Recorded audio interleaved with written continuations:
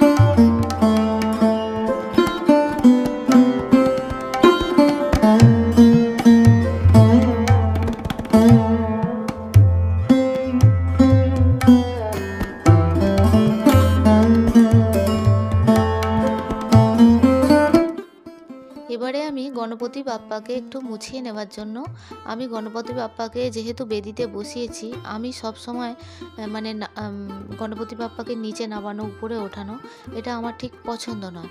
মানে প্রতি বুধবারেই গণপতি বাপ্পাকে যে স্নান করানোর ব্যাপারটা থাকে, তো আমার বাড়িতে সেই পারমিশনটা নেই।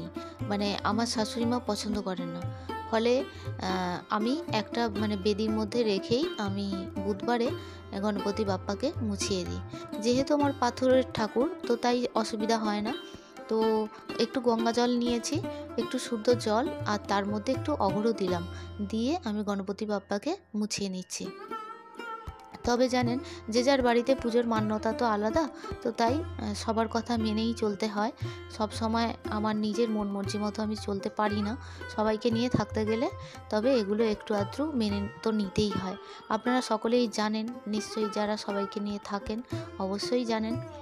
তো যাই হোক, যে উড়নিটা কিনেছিলাম সেই উড়নিটা মাথায় দিয়ে দিলাম এবং আমার গণপতি বাপ্পাকে মালাটা পরিয়ে দিলাম। কেমন লাগছে একটু জানাবেন।